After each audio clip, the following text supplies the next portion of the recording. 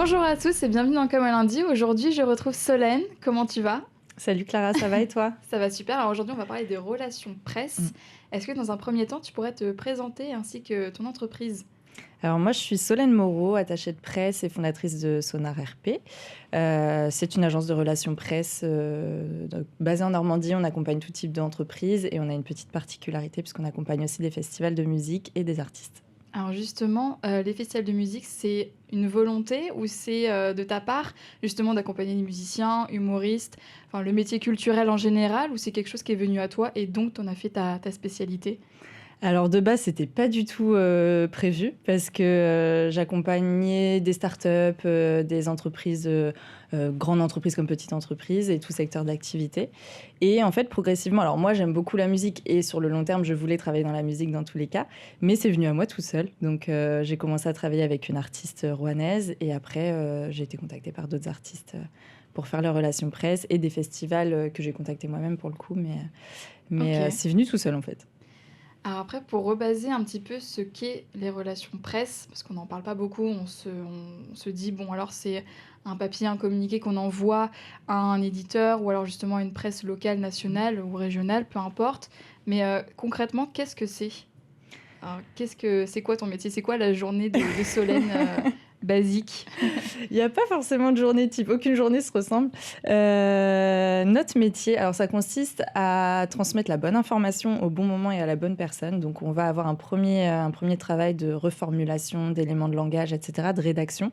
Ensuite, on a un deuxième travail de ciblage où on va vraiment cibler les bons médias et transmettre nos informations aux bons journalistes qui sont vraiment concernés par l'actualité. Donc ça, c'est dans un premier temps en amont. Après, une fois qu'on a envoyé le communiqué de presse ou le dossier de presse aux journalistes, on a une grosse période de relance. Donc, on va relancer les journalistes par Mhm. téléphone ou par mail ou sous toutes les façons qui existent pour obtenir des retombées donc, ou organiser des interviews. Donc, après, on a toute la partie organisation d'interviews Ok, et au préalable. coordination et interview où on accompagne les invités quand on peut. Et après, on récupère les retombées. Donc voilà, c'est en plusieurs étapes. Ok. Mais l'objectif, c'est de faire parler des projets qu'on accompagne dans les médias. Est-ce qu'il y a une communication qui se fait par rapport à chaque secteur ou est-ce que c'est différent ou alors est-ce qu'il y a une base et ensuite que vous adaptez ou vraiment il y a une manière de communiquer qui est différente à chaque secteur, bon, par exemple culturel ou après ça va être je sais pas, le sport ou autre Ouais. Alors, on s'adresse déjà différemment selon les journalistes qu'on contacte, aussi, ouais. parce qu'on personnalise nos mails, donc on s'intéresse à ce qu'ils écrivent de base, à leur spécialité, etc. Et selon le secteur, on personnalise aussi, parce que par exemple, le secteur tech, on va aborder beaucoup plus de termes techniques, mais d'un point de vue relation presse, il faut qu'on évite ces termes-là. Donc, on a tout un travail de vulgarisation des termes un peu techniques auprès des journalistes pour que ce soit compréhensible pour tout le monde en fait. Donc ouais, selon les secteurs d'activité, Oui, il y a quand c'est même quand même différent. on s'adapte quand même aussi Ouais. à la presse, comme tu Mm. disais, enfin encore une fois à la cible Mm. à qui on s'adresse et donc comment je vais les toucher et puis ça passe par des mots spécifiques, des tournures de C'est phrases. ça. Même pour un même projet, Ouais. par exemple un festival là qu'on va annoncer dans quelques jours, pour les journalistes locaux, on va s'adresser différemment qu'aux journalistes nationaux où ils sont spécialisés musique pour le coup, donc on va aborder Ok. plus de termes musicaux, on va mettre l'accent sur les styles de musique qui seront au festival, etc. Alors que pour les journalistes locaux, c'est dans le coin, ils connaissent le festival, donc on Oui. leur annonce la programmation et Et voilà. après, ils connaissent, ils font le reste. Surtout si c'est des festivals, c'est assez répétitif, donc au C'est final, ça, après, ils connaissent leur sujet. c'est ça. On va mettre l'accent sur les artistes normands, par exemple. Ok. Et donc, comment ça se passe parce qu'il y a de la presse locale, nationale, régionale, etc. En Normandie, en tout cas, est-ce que... Enfin, déjà, combien il y a d'agences de relations presse en Normandie? Est-ce que tu sais? Ou alors, enfin, parce qu'on n'en parle pas beaucoup, est-ce que Ouais. c'est souvent des indépendants? Après, il y a des agences. C'est ça. Comment ça fonctionne? Alors, à ma connaissance, il y a une deuxième agence RP Ok. et événementielle sur Caen, qui est Mhm. top. Mais sinon, c'est beaucoup d'agences de communication qui font des relations presse Ok. ou des indépendants. Il n'y a pas réellement d'agence RP à part ces deux-là, à ma connaissance. Après, Ok. peut-être que je me trompe, mais Il y a quelqu'un qui va faire ta veille concurrentielle et qui va débarquer. Si, voilà, il y a moi. exactement. Et donc, pour trouver, un CDI, est-ce que c'est comme la communication? Est-ce que c'est aussi un secteur bouché? Parce que là, on se dit, même quand on a un bac+5, c'est compliqué de trouver, et cetera. Est-ce que dans les relations presse, c'est un peu pareil? Comment ça se passe même au niveau des études, toi, par rapport à ton parcours, comment ça s'est passé?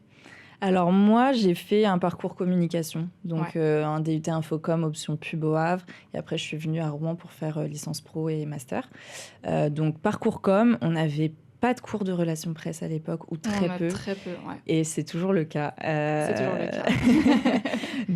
Donc voilà, là, on est en train un peu de changer la donne avec certaines écoles où j'interviens vraiment plus sur le long terme.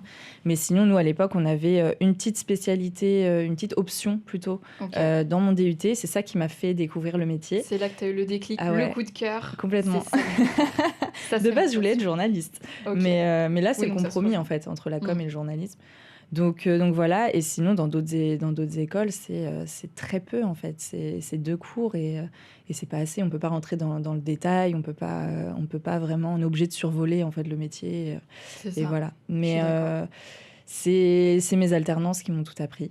Et puis en termes d'offres, en fait, c'est pas forcément que c'est saturé. Si on reste sur la Normandie, en tout cas, Ouais, OK. c'est qu'il y a pas d'offres. Ouais. On Donc n'y par pense pas, en rapport, fait. c'est ça.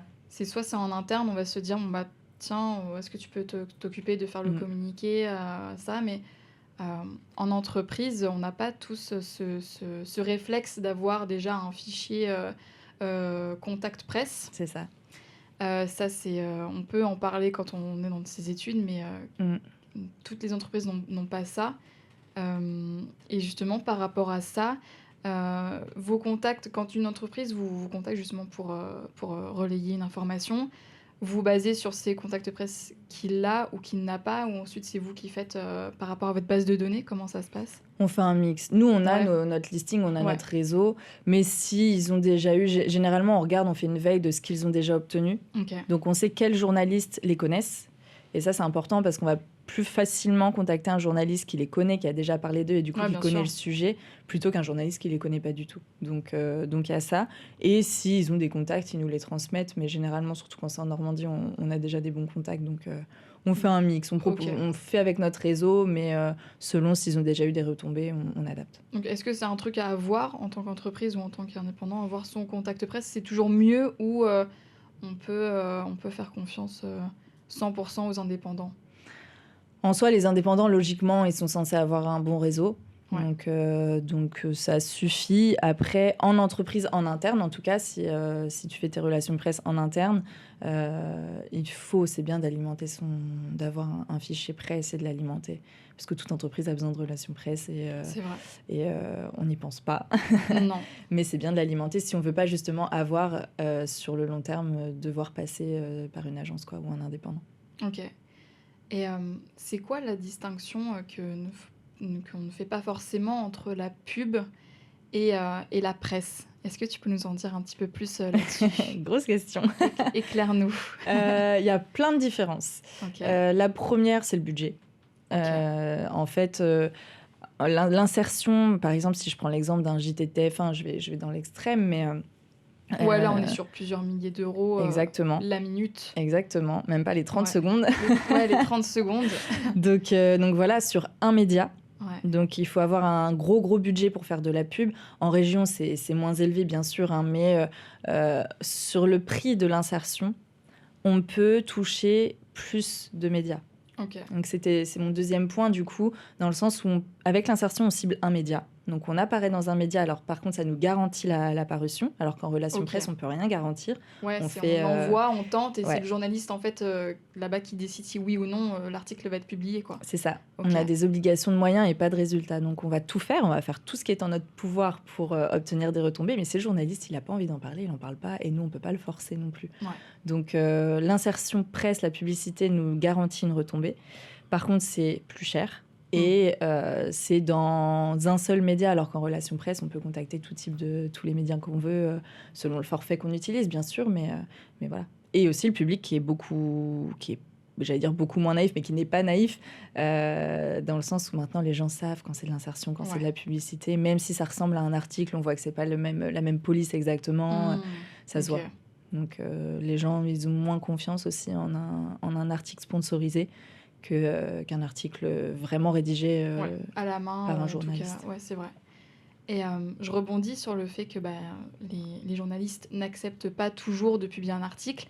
Comment après tu gères la frustration avec le client, s'il se dit: «Mais c'est mon sujet, donc pourquoi il est pas publié?» Dans ces cas-là, comment ça se passe? C'est mon quotidien. Comment gérer la frustration au quotidien? Bah, ouais, même nous, ça nous frustre Ouais, en bah, fait, oui. selon les sujets. Après, bah, on leur explique, nous, on a un outil qu'on leur transmet, où on leur dit, bah, quels médias on a contactés, le retour des Mmh. journalistes et cetera. Des fois, c'est juste l'actualité qui n'est Ouais. pas en Des fois, c'est faveur du sujet. des fois, ouais, c'est pas le bon C'est moment, ça. OK. Donc, on leur explique et on fait un gros travail d'éducation aux relations presse en début de collaboration pour Ouais. qu'ils comprennent le fonctionnement des relations presse. Alors, tous ne comprennent pas. Mais on fait un gros travail pour leur expliquer que nous, on fait notre maximum et on leur justifie hein, avec notre outil de travail qu'on leur transmet. Mais si les journalistes ne veulent pas en parler, on peut rien faire pour ça, en fait. Donc, C'est ça. Donc, ouais, c'est ça, poser les bases dès le début, être mm, clair. Et c'est sûr que quand il y a justement ce type d'action qui n'est pas menée à bout, bah, quand le client, bon, il est averti, et cetera, c'est sûr que bon, c'est mieux, mais bon, c'est mm, sûr, on peut pas faire du forcing non plus, quoi, c'est ça, encore une fois. exactement. À l'heure où les personnes lisent de moins en moins, alors que pourtant, donc, on a toujours autant de journaux, et cetera. Est-ce qu'il y a toujours autant de portée sur les messages, sur la presse, que ce soit digitale, ou papier? Ou est-ce que tu as quand même noté une évolution, notamment avec l'essor des réseaux sociaux?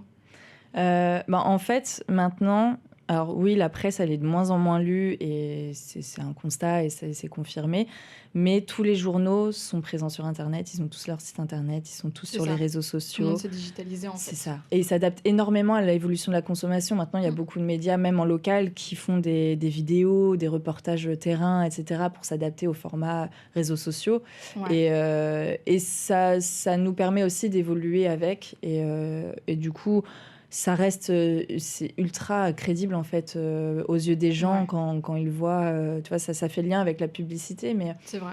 les gens, quand ils voient un reportage, même si c'est une vidéo et que c'est pas un article écrit dans le journal, ça reste pertinent pour eux parce que c'est un journaliste qui a pris la peine de le faire et qui donne son point de vue quand c'est une chronique ou qui fait un reportage. Mmh, mmh, mmh. Donc, moi, je vois pas forcément de changement en termes de répercussions, OK, mais c'est du plus. c'est ça. Et de toute façon, oui, il y a toujours, cette notion d'expertise Mm, en tant que journaliste et en tant que chargé de relations presse. mm, Donc c'est ouais, c'est une prise de hauteur et puis ça permet, aussi, bah, d'alimenter et puis là, on parle, bah, du coup de référencement, exactement. pour les sites internet donc ça Ouais. nourrit donc ouais, tu parles plus de quelque chose qui nourrit l'environnement Mm, plutôt qu'une perte, dans le secteur du numérique c'est et ça. du papier. C'est ça. En OK. fait, on a évolué avec le déclin de la presse écrite. Ouais, c'est ce Les qu'il faut. médias se sont adaptés, ils ont évolué et puis ils restent présents, en fait. Donc, c'est l'essentiel. Donc, ils continuent de diffuser de l'information, peu importe le canal. Donc, Et donc peu importe le canal, il faut tout de même une bonne histoire. mm. Notamment du storytelling, on en parle beaucoup, c'est super important, que ce soit pour une marque, une entreprise, ou autre. Comment on crée une bonne histoire justement pour essayer de la vendre, à la presse? Bah, c'est ce que le public aime parce qu'ils ont besoin de s'identifier Ouais. d'imaginer en tout cas l'histoire qui est derrière le sujet. Donc nous, notre rôle, c'est aussi de mettre en lumière ces histoires-là et puis de les proposer aux journalistes. Là, on a par exemple deux mamans, dont une rouennaise et une lilloise qui sont parties, ben, je crois, aujourd'hui, OK, pour faire la Pony Trophy, OK. qui est un raid 100% féminin qui est solidaire. Et en fait, leur storytelling, c'est qu'elles ont été touchées par la maladie Mmh. dans leur entourage parce qu'elles travaillent dans dans des centres de lutte contre le cancer. Et elles se sont Mobiliser, mobilisées pour sensibiliser au sport santé et à la pratique du sport quand on est atteint de cancer. Donc, le fait qu'il y ait le storytelling derrière de leur histoire oui. personnelle à elles, Ouais, ça déjà tu as touche une aussi bonne plus. base. Ouais. Mm. Ouais, c'est sûr, dès que ça touche, tout de suite, parcours de vie, Ouais. quand on regarde, quand on parle d'une évolution, grandissante et cetera, puis c'est un beau projet n'empêche, Ouais. donc ouais, non, faut pousser ça, je suis d'accord et hem J'ai écouté une interview à toi il y a pas très longtemps et tu disais que pour être attaché de presse, il fallait être quelqu'un d'organisé. Mm. Alors du coup, quels sont tes outils pour t'aider? Est-ce que tu es team papier, team digital? Comment ça se passe? Alors, j'ai été très team papier Ouais, jusqu'à très peu de temps. Ouais, j'étais très team papier, même l'agenda et tout, c'était papier. écrire. Ouais, C'est ouais, ouais, déjà ne pas perdre enfin, le fait d'écrire manuscrit, mais c'est en ça. fait, moi personnellement, je me suis rendu compte que en fait, j'écrivais dans mon agenda papier et Bah dans voilà, mon agenda numérique. Donc je me suis dit, mais en fait, je perds un peu de temps, exactement. donc autant passer au full digital, quoi. Ouais, c'est ça. Bah, c'est ce qui m'est arrivé il y a quelques mois quand on a créé Sonar. Ouais, Du coup, j'ai tout mis sur Google exactement. et bah, j'ai tout maintenant dessus. Et voilà, même ma to-do, je la fais dessus et j'écris plus. Sauf quand j'ai des rendez-vous clients ou autres Oui, où j'écris sur ouais, mon petite bloc-notes. prise de notes, ouais. Ouais, mais j'étais très papier avant. Mais en tout cas, ça faut être organisé Ouais. pour les relations presse, parce qu'il y a beaucoup de... T'as beaucoup de rendez-vous, tu te déplaces assez souvent Mm. en Normandie ou autre Ouais. pour les événements. Et même, t'es sur place, pareil pour les festivals, etc. Ouais, Quand ça tout se à passe. fait. Quand c'est des festivals, alors notamment le Rock in Évreux, c'est 2 jours, donc on y est dès Ok, la veille, on y est sur 3 jours. Mais les Grandes Marées, c'est sur une semaine, ok, donc voilà, pendant une semaine, on est dessus. Et ouais, il faut être ultra organisé parce qu'on gère les plannings promo, donc c'est-à-dire les plannings de toutes les interviews par artiste, par média.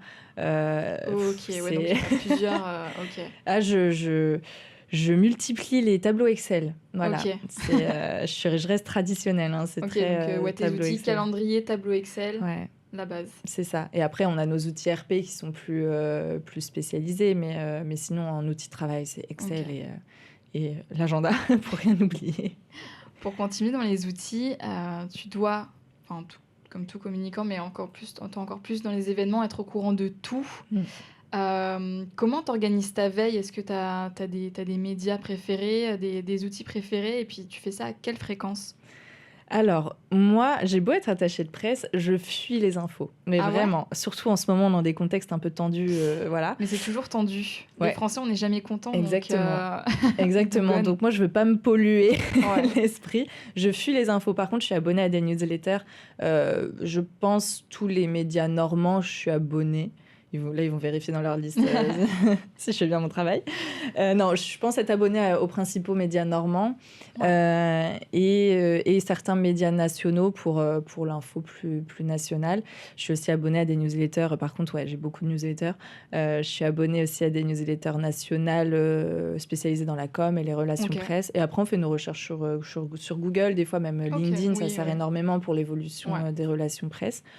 Donc voilà, et après j'ai mes outils spécifiques aux relations presse pour nos clients ou les projets qu'on accompagne, ok. un outil RP qui nous permet de faire notre veille quand on tape le nom du client ou autre, on sait s'il y a eu des retombées. Donc voilà. Et est-ce que tu en as un préféré ou un top 3 justement sur ta veille en communication, relations presse ou Veille, ouais, pour la pour, veille? pour nos clients, on utilise l'outil Pika News, donc Ok, c'est full RP. ok. Google Actu, qui est Ouais, très pratique. Et sinon, pour la communication, j'utilise aussi l'ADN, ok, ouais, la newsletter de l'ADN ou Inclusive ok, pour les news RP. Donc voilà, c'est les principaux qu'on utilise en tout cas. top. Et pour parler justement de tes clients, Mm. toi, tu es hyper transparente. Enfin, en tout cas, tu sais dire non quand il y a un sujet qui pour l'instant, n'est pas encore mature ou Mm. prêt. Comment t'as réussi à prendre cette position? Parce qu'on peut se dire, bah non, mais c'est moi le client, j'ai envie d'avoir un communiqué de presse, donc faites votre possible. Comment ça se passe avec ça? Bah en fait, avec le temps, j'ai appris à être ouais, transparente. Ouais, C'est encore récemment, hein, j'ai eu un rendez-vous prospect. C'est eux qui m'ont contacté. Et en fait, quand tu arrives sur place, la stratégie de com n'est pas faite. Donc moi, si on lance une campagne de relations presse maintenant, je leur apporte rien. ok. Ah oui, donc Donc pour lancer une relation presse, faut avoir une ouais, stratégie de communication en interne. un Ok, minimum, ouais, qu'on ait des éléments de langage pour la ok. rédaction de nos outils, qu'il y ait une stratégie déjà des cibles qu'ils veulent toucher. Hmm. Là, en l'occurrence, ils ne connaissaient pas les cibles qu'ils voulaient toucher. Donc c'est compliqué de s'organiser pour ça. Et maintenant, j'hésite pas à le dire. Et j'hésite pas aussi à à dire non si je vois que la personne ne comprend pas le fonctionnement des Ouais, relations presse. ouais. Parce Quand que... ça matche pas, parce que Mm. tu sais que derrière, ça va être compliqué de gérer la relation après. Ouais, je suis Ouais, d'accord. ouais. Et Au moins, si je vois que la c'est... Ouais. personne a l'air oppressante aussi, c'est maintenant... Alors, je me suis déjà fait avoir. Ok. Maintenant, c'est stop. Si Une dès le fois, pas deux. rendez-vous... Ah ouais, Solène, c'est une fois, pas deux. On peut plus se faire... Elle se fait plus avoir. C'est bon, c'est fini. exactement. Ah ouais, si je vois que rien qu'en dans le moment de Ouais. prospection, les rendez-vous prospects, la personne est très oppressante et Parce que ça comprend pas le ennuie, ce fonctionnement qui des va RP. vite. Ouais. Beaucoup de mails, beaucoup d'appels. Ah ouais, non. Non, ça faut savoir s'en détacher. Et Ouais. justement, à contrario, quels éléments te font tout de suite dire oui quand il y a justement un client qui arrive quels éléments, ça y est, te séduisent? Tu sais, bon, ça y est, lui, c'est bon, ça va être, c'est le client parfait, quoi. Bah, déjà, quand il y a un bon feeling, quand Ouais, ça se passe bien, quand oui, la personne comprend qu'on n'est pas des magiciens, donc on fait de notre maximum et voilà, mais on va pas lui obtenir un JT en une semaine. Quand elle comprend vraiment qu'il y a des délais d'anticipation et de mhm, préparation. Et le sujet, il faut qu'il soit médiatiquement intéressant. ouais, Il faut qu'il intéresse les journalistes. On va pas accepter un sujet, même s'il a du potentiel. Donc, on ne peut pas dire à la personne, bon, ce que vous faites, c'est nul. bon, c'est un peu caca, toi. Va Exactement. voir là-bas si j'y suis. Ouais, non, c'est sûr, Voilà. faut tourner les choses. Voilà. Donc, non, on leur explique juste que pour l'instant, c'est pas encore assez abouti ou Mm. quoi pour pouvoir faire des relations presse qui misent sur la com. Et après, selon les retombées, selon la réceptivité qu'il y a Ouais, sur la com, aussi. on peut envisager des relations presse. Mais Ok. ouais. Mais oui, un sujet qui m'intéresse, un sujet qui va intéresser les journalistes et le public, qui va être peut-être engagé aussi, Ouais, notamment comme par exemple le projet dont j'ai parlé. en Laponie, ouais, Ouais. carrément. Donc Et voilà, là, des ça projets match. engagés ou quand c'est de la musique, des projets qui sont pertinents parce qu'on en reçoit Mm. des demandes d'artistes, mais c'est pas pertinent Ok. par rapport déjà à nous, notre domaine. Et j'estime que je peux pas vendre un sujet que je suis pas capable de vendre, Ok. même si on ne vend pas. Est-ce que pour travailler dans ce milieu, il faut savoir écrire? Même si aujourd'hui on a beaucoup d'outils qui peuvent nous aider, est-ce qu'il faut quand même avoir un minimum sa plume ou un minimum d'éléments de langage, comme tu parlais, pour justement exercer ce métier d'attaché de presse? Ouais, il faut savoir écrire. Non, déjà, il faut avoir un gros, euh, un don, entre guillemets, pour synthétiser. Ok, Il faut vraiment apprendre à synthétiser parce que les éléments de langage qu'on nous envoie, souvent, c'est trop. Nous, les ouais, communiqués de presse, on est quand même assez restreints. Les pitchs par mail aussi, c'est surtout sur les pitchs qu'on a un gros travail parce que le communiqué de presse, on peut encore développer. Mais le pitch qu'on envoie par mail, il faut vraiment se restreindre, être synthétique, utiliser les bons mots pour que ce soit attractif, tout en restant dans un ton neutre et c'est ça. informationnel. Donc ouais, faut apprendre à bien formuler les phrases, à bien Avoir un écrire. bon équilibre, avoir un Ouais, impact sans être trop loin non plus. ouais. Ouais, c'est un vrai équilibre, ça. Mm. C'est un métier. C'est un métier. Mais c'est vrai que les outils sont très pratiques. Ouais, Et il y a des fois, on s'en aide aussi. Hein. Même nous, on oui. s'en aide. Des fois, moi, j'écris des phrases, je me dis, waouh, elle est à rallonge. Il faudrait que je la formule autrement. Quand tu n'y arrives pas, à un moment donné, C'est tu fais ça, ouais. appel Puis aux ça, outils. c'est un gain de temps pour Ouais, justement que tu passes à autre chose et Mm. pour te reconcentrer sur un autre sujet. C'est ça. Ok. Pour conclure l'épisode, est-ce que tu aurais des conseils pour justement les entreprises ou les entrepreneurs qui souhaitent justement acquérir une hausse de visibilité médiatique? Un petit tips, un petit conseil. S'informer, ne pas contacter tous les journalistes. Ok, Parce qu'il y en a pas spammer. beaucoup, ouais, c'est ça. Il y en a Ok. beaucoup qui vont tout envoyer, faire un envoi ultra large à tous les journalistes Mhm. de la Terre, mais ils ne s'informent pas en fait des sujets des journalistes au quotidien. Donc déjà, les journalistes, une fois, deux fois, ok, mais troisième fois, ils vont se dire, lui, je ne lis plus ses mails. Ok. Et puis après, c'est faire un gros travail de relationnel. C'est des relations presse avant tout. Et il y a ce travail de relationnel que nous, on entretient au quotidien avec les journalistes et que les entreprises mettent de côté beaucoup les relances. Mhm.